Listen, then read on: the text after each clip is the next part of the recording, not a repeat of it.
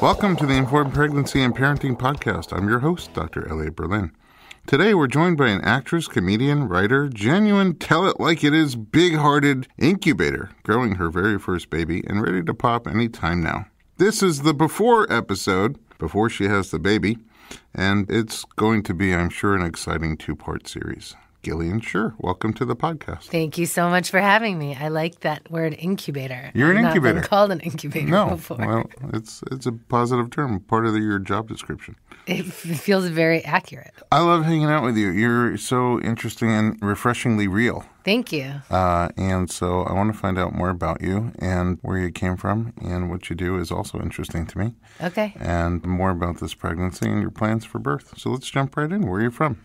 I'm from Ann Arbor, Michigan. So where the University of Michigan is. It's like a Big Ten college town, like very liberal, 45 minutes outside of Detroit. Doesn't seem anything like you. I know. I'm not a product of my parents were like big hippies, the whole thing. Yeah. Yeah. Makes sense. Mm-hmm. So is it like a party town?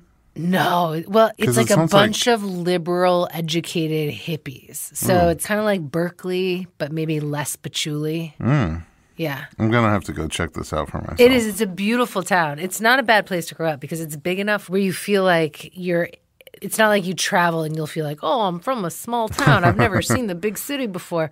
But it's also small enough where it's very safe and you can pretty much go anywhere and be anywhere. I feel like it's too late for me to grow up there. Probably. But you could just move all your kids there, except everyone in LA would have a heart attack if you left. Like every pregnant woman would. It would not go well. When did you leave Ann Arbor? I was ready to get out as much as I did enjoy growing up there. So, I did the smart thing of like rebelling against my parents by not applying to good schools.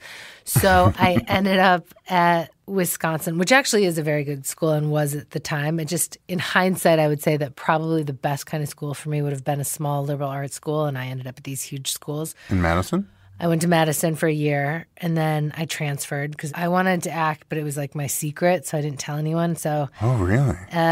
Wait, go back. When did you know you wanted to act? From when I was young. I mean, I did it when I was younger, and then I did sports in high school. You did acting like in young people's theater, yeah. Grade school? Yeah. Wow. And you liked it? Yeah, I loved it. But you didn't tell people you liked it? No. And then which sport? Volleyball and softball. Oh, wow. Yeah, the tall people sports. I was just thinking that. Is it just me? And then, you're a tall incubator. People can't see you, but you're a tall incubator. I know. No one's ever told me I look small before because I'm 5'10" and I'm sturdy. Yeah. And people keep telling me I look small right now for being 37, 38 weeks. But it's just because your belly looks small. Yeah, my belly looks small. Yeah, nobody's ever told me my belly looks small. Yeah, no one's ever told me that. It's a really unique comment. But I think it's because I'm all torso and I'm so tall, so she just has a lot of room. She has room in the womb. Room in the womb. I'm looking forward to it. I've been juicing for a little bit now. So fully? Maybe, like every day? That's it? That's all you're having? Yeah, just juicy. How is that? I like it. It's really? Yeah, I wouldn't do it forever, but I mean, for a little while, it's nice to cleanse the system. How long are you doing it for? I don't know. Right now, it feels great, so I'm just doing it. And you've never cheated? I don't cheated? even think about it. No, I don't cheat. Wow. I like it. Impressive. Yeah, so maybe someday, like somebody who hasn't seen me in a while will be like, wow, your belly's so small. And then I'll know how you feel. Yeah, I think it's funny. If your belly's small now, what's going to happen when you push it out? I mean, one can only hope. All right, so you don't tell people you like acting. You get into tall people sports, and then you go to college wanting to major in drama? Yeah, at University of Wisconsin, which is a weird place to be for that. And I was in a class where they had us either be a piece of paper towel, a Kleenex, tinfoil, or saran wrap. Wow. And I was like... Wow, all recyclable. Is it all? You can recycle. Yeah, no?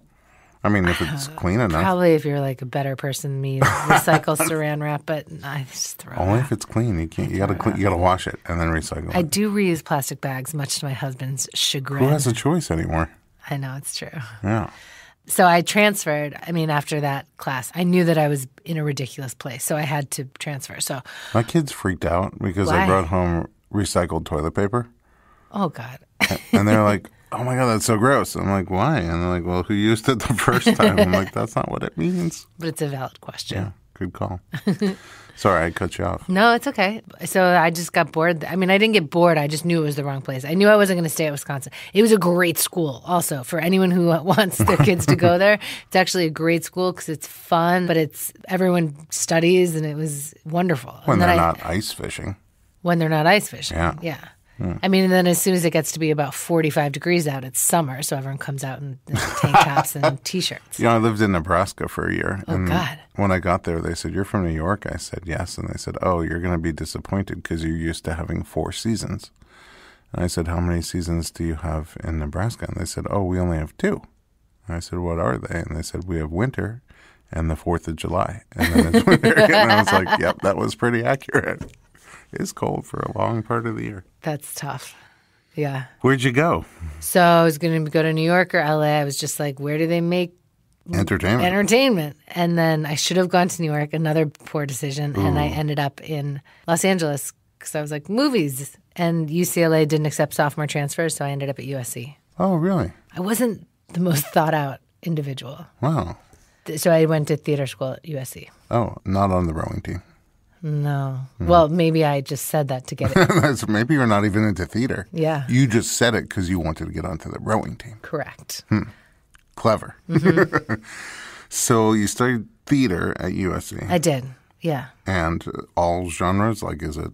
Yeah. If you wanted to get into the MFA program, you would have had to start over and add in another year. So I just did the BA. I mean, you read a lot of plays. It's okay. I don't know. Wisconsin was a better school. But you get to act? You get to act. Wisconsin was a better school for theater? No, in general. Oh, I see. So USC freaked me out. It was a big culture shock. I mean, I came from a very granola place where, like, there was no upkeep for women. It was just fleeces and Birkenstocks. And then USC was like, there were girls with fake boobs and makeup, and it was a lot. It was it was a culture shock, I will say. Well, you seem to have survived. Well, I had a girlfriend from Miami that literally dragged me into she was like your transition doula, college doula. What was the guy from My Fair Lady? Oh. My Henry Higgins. Oh, Henry Higgins. Henry Higgins, yeah. But you got to act. I did get to act, and then I also overlapped my senior year with a Meisner program, which really was – it's not the best for acting at USC, I didn't think, but I always found my own way to do that on its own. So you were a Meisner method?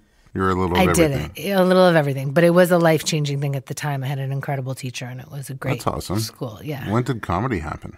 Comedy sort of was – I was doing comedy in all my acting a lot of times, but I didn't start to do stand-up until really recently. Really? Yeah, really just about a year ago. How did that come about?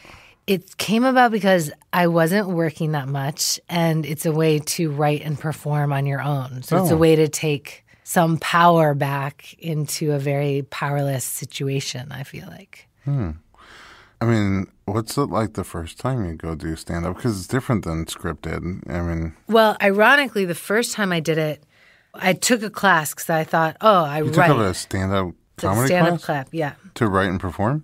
Yeah, because I thought that was a good way into it, and they put you on a show. But I really took it because I wanted to learn the structure of a joke because I write. Was it Flappers?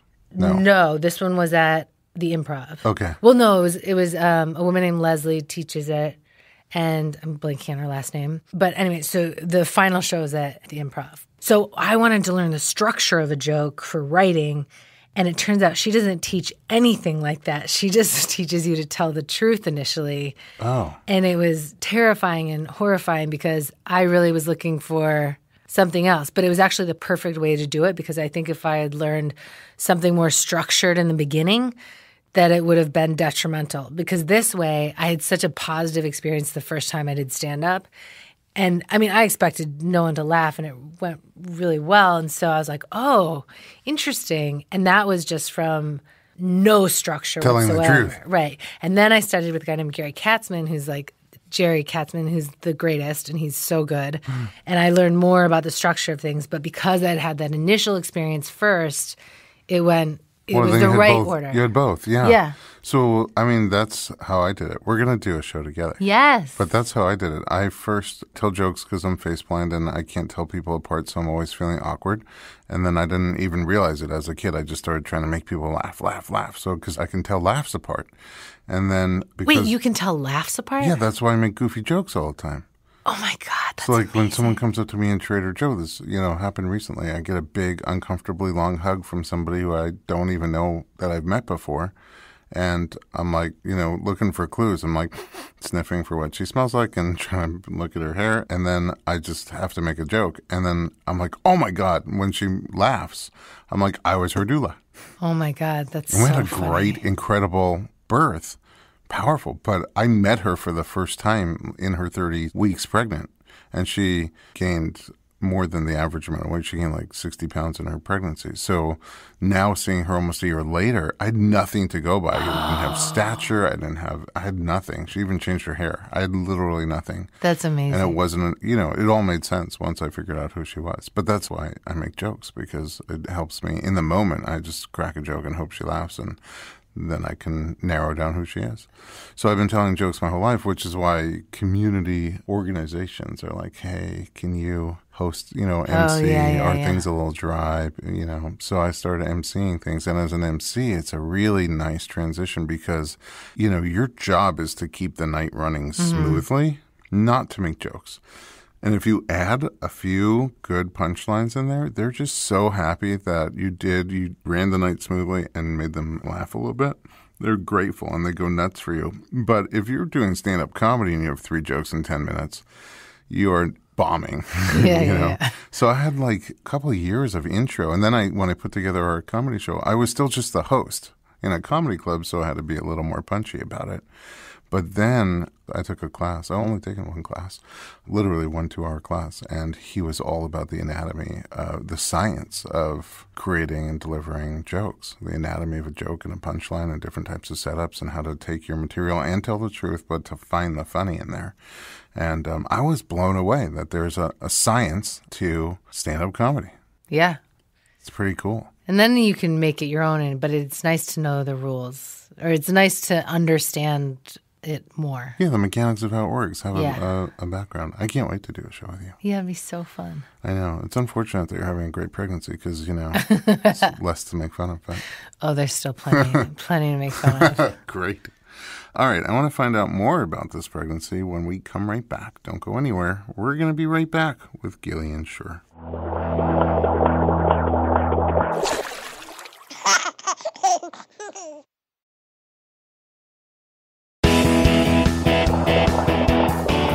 Welcome back to the Informed Pregnancy Podcast. We're talking to incubator Gillian Shure. Let's talk about this pregnancy thing. So, first of all, where'd you meet your partner? It's such a horrible story. I wish we had met somewhere romantic, like online. But I was working at a restaurant called Chibo, and he came in. This is like to eat? Yes, he came in to eat. So he had been coming in, weirdly, I'd been coming in for 10 years in the morning to write, and he had been coming in for 10 years in the evening because he'd be on his way home from work. And I only worked there for like 3 months. I think I worked there to meet him. Oh, wow. I'm not kidding. And Universe. It was. And he came in one day, and it was dead, and I just talked to him for like 3 hours.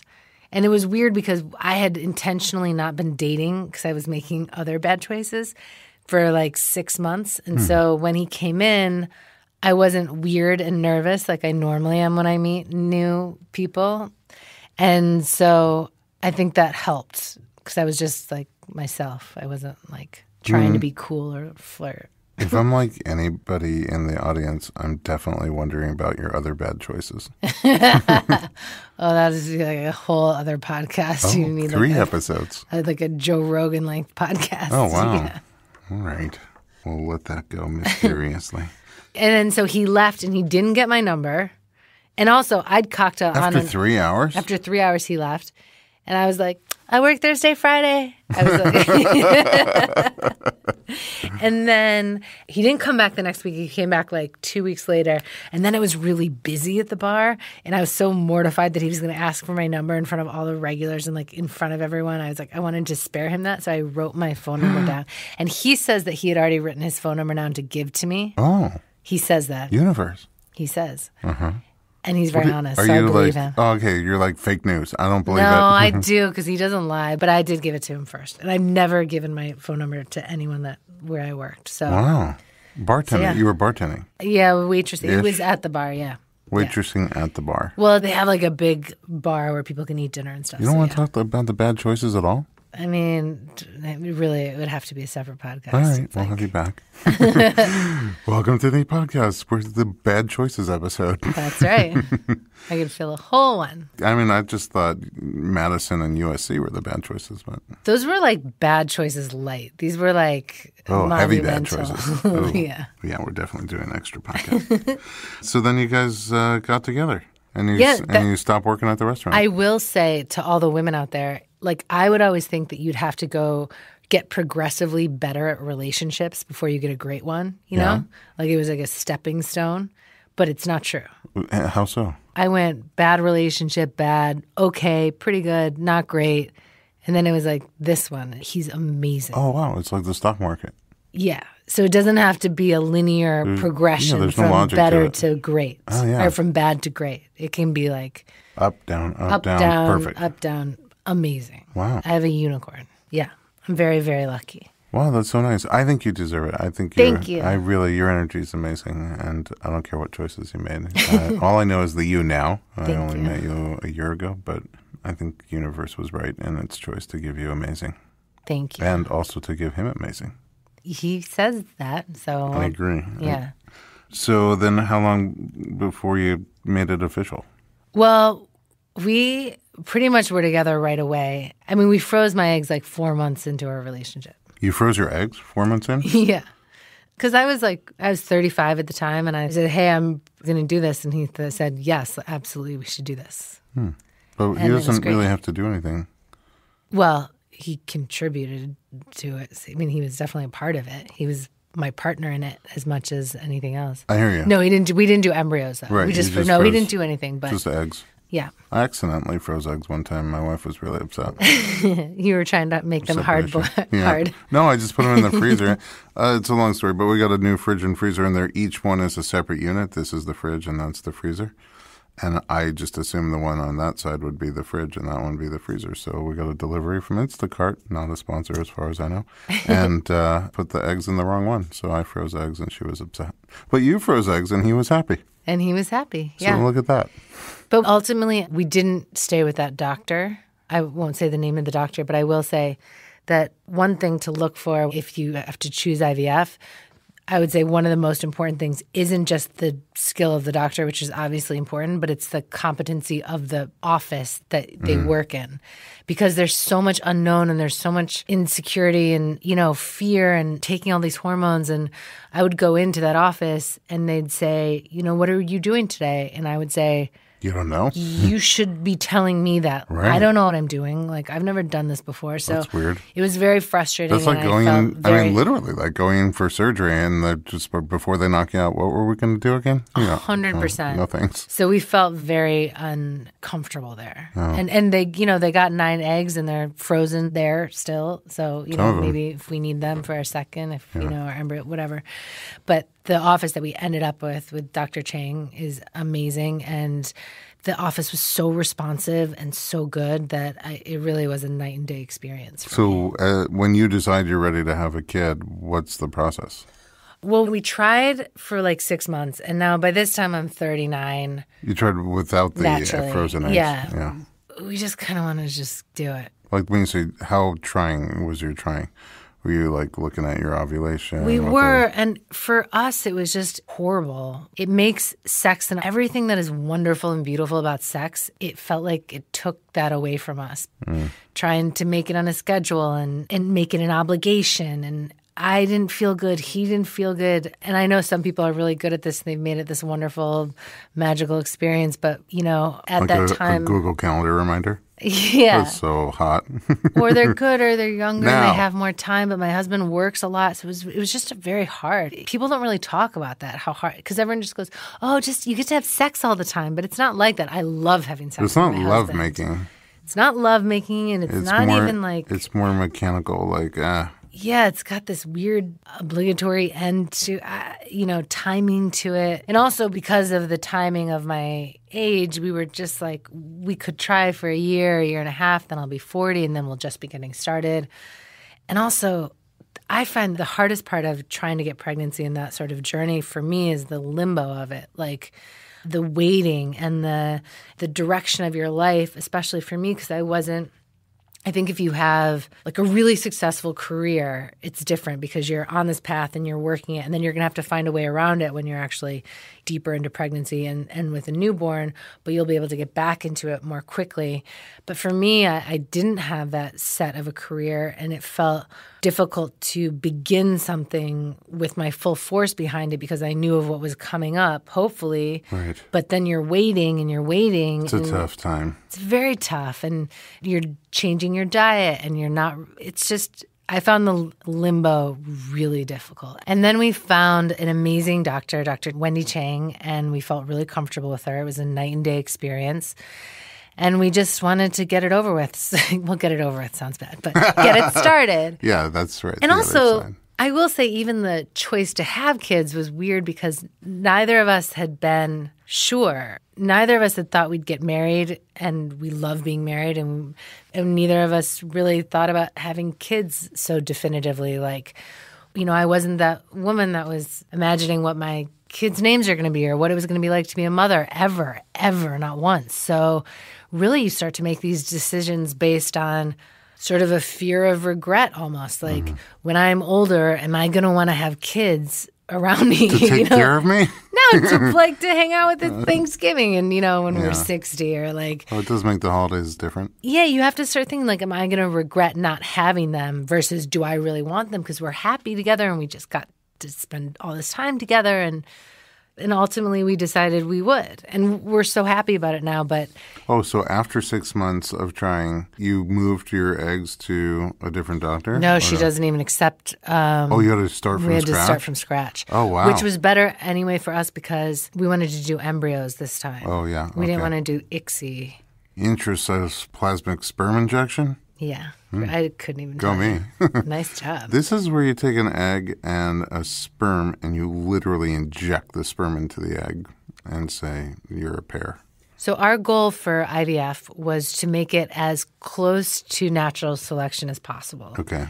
And so for us, that meant when we got the eggs and the sperm, even though we didn't have that many eggs, instead of doing ICSI, which is the thing you just explained, which I couldn't, you get more of them because they take a sperm and individually inject it.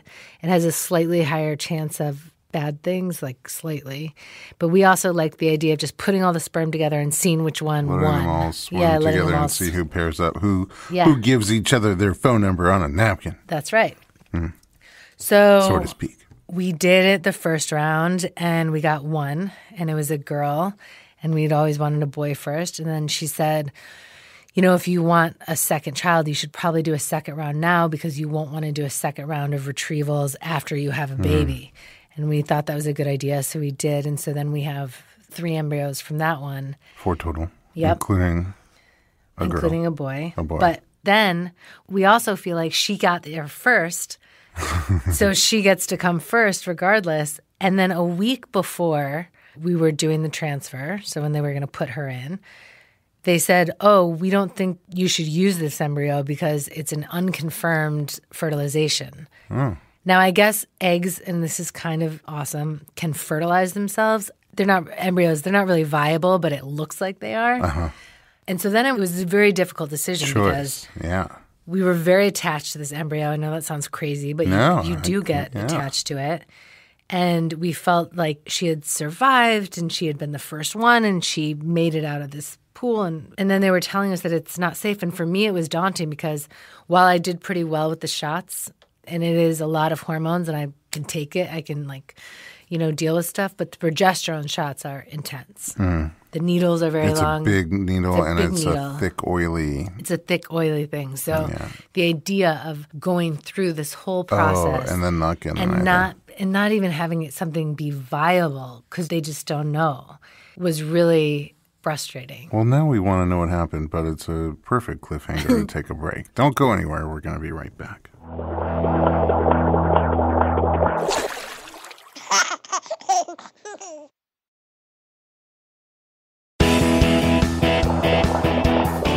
Welcome back to the Informed Pregnancy Podcast. We're talking to Gillian Shure and Cliffhanger. So you make all these eggs, you take these eggs, you freeze them, but you don't love the process in that office because they don't know what you're there for. And then you try naturally for 6 months, get frustrated with that process, and find another doctor who you like a lot.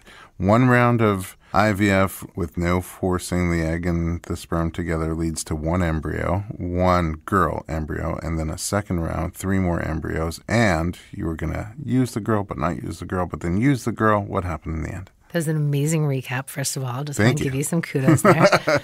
And my husband was way more confident about this embryo. But he also doesn't have to do the shots. So At least he doesn't have to receive them. Right. No, I did them on them. Oh, you did it to yourself? I did it to myself. The progesterone? Everything. In your bum? Yeah. Oh, my God. You're a beast. Yeah. So there was a moment when I was like, I don't feel like you are appreciating the extent of how, because I am tough, and so I think he almost took for granted that toughness. He didn't really, but that's how I felt. And I sort of just needed him to understand how really challenging. And you're on hormones for a long time. So just think then, like, for this whole time, for 6 months, you're on hormones. Your body's already gained weight. So that it was very daunting. But I ultimately felt like I was too attached to her and that I would always wonder about this baby. And we were so lucky. It was a perfect embryo. I've had a very easy pregnancy, and that's who we'll get to meet in a couple weeks. What's made it easy? Well, I just didn't have a majority of the symptoms that people talk about. I didn't get any nausea, really. I didn't have constipation. I didn't have really crazy mood swings. I mean, only recently in the past week or two, just because I think it's towards the end, I've had trouble sleeping and normal like pregnancy aids and the swelling. Yes. Is genuinely appalling. They can't see this at home, but your finger came out like the swelling. Because it happens like in a day. I'm like, this is fine. I'm totally normal. And then you look down and it's for real cankles. I mean, absolutely no ankle left, calf to ankle. It is gone. There's no room for the calf fluid to foot. Anymore. You have so much fluid. It's insane. How many weeks are you now? I'm going to be 38 on Monday, so 37. Holy cow, you're in the zone. I'm in the zone. Like 37 is like early term already. Yeah. And I'm only freaking out like a lot. You are freaking out a lot? Mm-hmm. Well, let's talk about the birth. What did you have in mind? Well, we have an amazing doula, Nina Phelan. How do you pronounce her last name? Phelan. We have a whole episode with Nina. She's amazing. It is like Miss USA Home Birth. Ugh. And she was the doula, and I was there doing body work, and it was such a cool birth. Even to just be a fly on the wall, even if I had no role there, would have been amazing. And they came and talked about it. Nina, former Miss Canada. She is stunning. She really is. Inside and out, though. And she makes you feel so comfortable, and she really involves my husband, which has been incredible. Really shown him what to do and make him feel, involved in it. So hopefully, it's going to be really easy, just like 2 pumps out, painless. Okay, I'm writing this down. Oh, I don't have to. We're recording. Okay, so in a hospital. We're doing it at Cedars, and she really helps you make it with Dr. Finke. Oh, great. You have like a great team around you. I think so. Yeah. They've been great so far. And she really has shown us how to make it as less hospital-like as possible, even with lighting and bringing in battery candles. And do you have a hospital thing, like an aversion to hospitals, or? Like I said, I had never considered pregnancy before, so I never really. I was always really bored when people started talking about births. And now I'm like, tell me about your episiotomy. Yeah. So you just realize what. And I don't mean to sound alarmist, but it is like the patriarchy in a terrible way. But the way you learn about it is, or what I've understood is that we're mammals, and mammals like to give birth in private, safe places, and nothing about a hospital feels like that on its own. Private and it's safe. Bright. People are coming in out of the time. I mean, think about what they used to do to women. They used to strap them down in bright lights. Like, they just... No partners are allowed with you, no doula allowed with you. Like, it's changed a lot. It's changed a lot. And we're in a very liberal town, and we're in a very progressive hospital, but still, you have to be very clear about your birth plan. You have to be very clear about what you don't But just don't want. Like what you were saying before is on an animalistic level, Yes. if you were just like out and about looking, listening to the little inner voice, where should I give birth? It would be pretty much everything that is not hospital-like. Exactly. So that's what you're trying to create, a little bubble around you within the hospital. So Correct. you have that medical safety blanket, but you also have your own little environment that feels more like what your animalistic insides are looking for. Correct. I'm trying to mitigate the fluorescence of it. That's a perfect way to put it. Oh, brilliant. Yeah. Yeah. And then so you would like to give birth vaginally, I take it. I'm going for the natural birth. Natural vag. So natural is a funny term. Does that mean unmedicated? Unmedicated. Does that mean, okay, that's the road that you're steering towards. Okay. Yeah. Are you like, not that many people do that, percentage-wise. So what's your motivation for it? Well, I'm confident that nature will take over and I will love this baby enough, but I don't want to interfere in any of the hormones that lead to bonding, and Pitocin can do that, and those drugs can interfere with the bonding. From what I've learned, I just want to be as present and open to the natural human bonding as possible. I do think you're half joking when you say I think it'll just be like 2 pushes and the baby will be out, but is that part joke or is that... No, I'm not naive. I know it's going to be whatever it is. And listen, however anyone births their baby that comes out with a healthy baby, God bless them. Yeah. That's the right way that baby needs to come out. I have no judgments or anything. I'm just telling you what I'm going for. No, yeah, but I'm trying to figure out in your mind, when you think about it, what do you realistically think the process might be like? I think it's going to be long I don't know how long it's going to be. I don't know. I've never given birth before. Who knows? I mean, I've watched birth videos. You've done a little homework, yeah. I've done my homework. We did the hypnobirthing class, so you watch a lot of videos.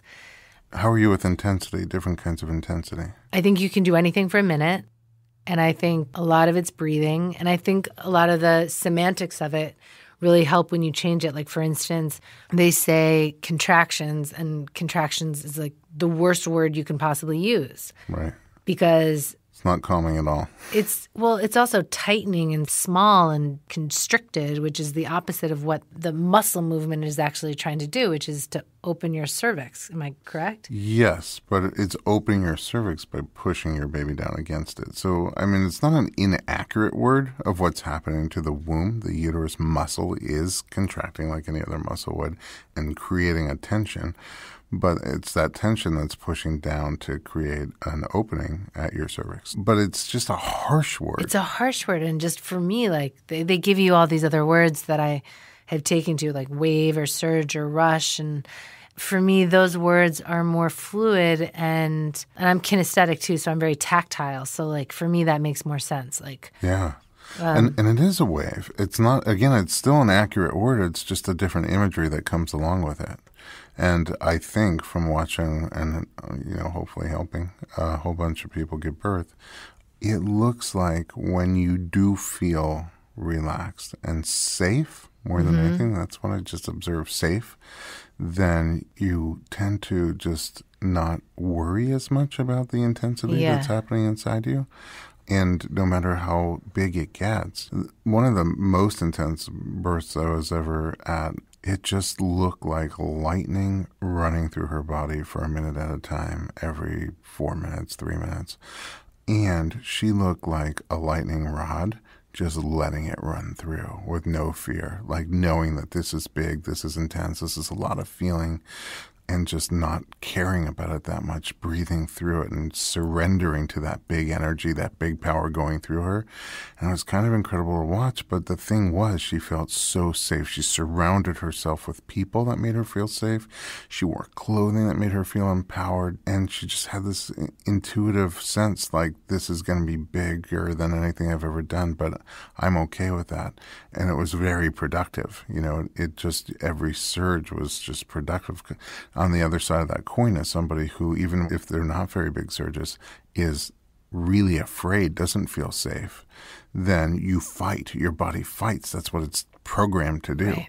So this intensity starts to build up and you're pushing away from it and trying to, make it not happen, make it stop. Even the language that comes out of you then becomes like, no, no, no, no, here comes another one. That's you're telling your body, no, no, no, no. We don't want this. This is bad. Fight this. Get rid of this. And then it becomes really intense as you fight yourself. You fight that lightning coming through you. And don't let it progress. And so I think that's the thing. For what can make you feel safe makes all the difference. And a little bit of luck. Sometimes things just go askew and you can't control it. To the extent that you could control it, a little bit of luck would be. I loved how you just described that woman. And that would be like how you just described that woman. That would be my birth plan. And that's what I want. I absolutely see you there. Thank you. I see you there, again, with that tiny bit of luck. But I was like, a couple of weeks ago, I was like, oh, yeah, I'm not scared about birth. Well, I'm fine.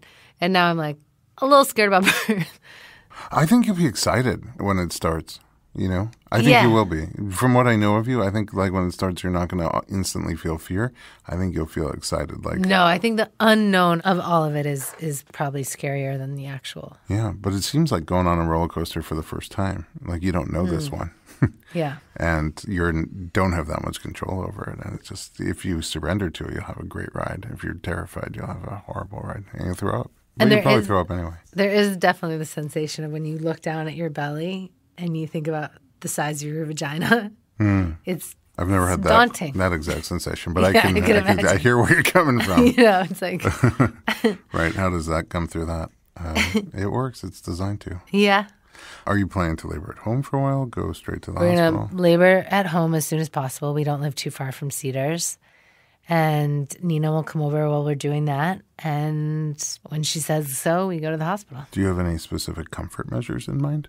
What do you mean? Like things that will help you feel more safe and relaxed besides, like are you going to listen to guided imageries or certain types of music? Are you going to have, I don't know, some people bring essential oils or... Yes, she brings oils. Definitely changing the lighting with these battery-operated candles. Ooh. Color or just tea light flickers? I think just That's plain. Good. Are you a tub person or are you a bath? Yes, shower hopefully. person? So they have tubs at Cedars. In some of the rooms. So we're going to vision board that. All right. Yeah. Vision board the tub and the wireless monitor. Oh, yeah, they have that too. It's like a little Bluetooth situation now. It's like really high tech. Yeah, where you don't have to be. And it's water resistant, so you can kind of get in the shower and tub with it. That would be great. They have these, it's not too late. Maybe I'll give you one. I don't know when I see you next. But next week. Okay. If you haven't popped already, I'm going to bring you a little gift. It's these little flower-shaped light that when it gets wet, it glows different colors. Oh, cool. And it's great for floating around the tub at Cedars because the only light in there is that big fluorescent light. And there's no outlets or anything, can't plug anything in the bathroom. Right. So if you shut it off, it's like totally dark. And if you leave it on, it's glaringly bright. So there's little glow lights. Oh, that would be nice. Well, be your friend. Thank you. You're welcome. Yeah, and my husband is one to be reckoned with, so so I'll feel safe with him, Are any of them hands-on?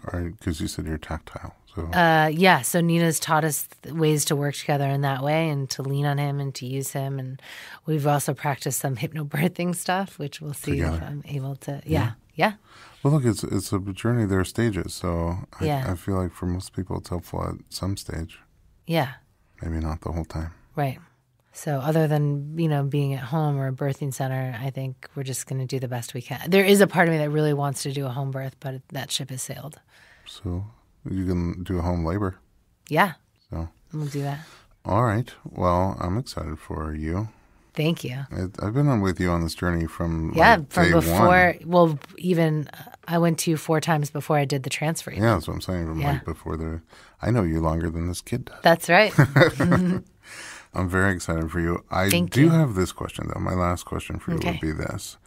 I love the birth vision that you have and where you're steering the path. But if things come up and you end up either wanting or needing to have some of the interventions, do you have space for that in your plan?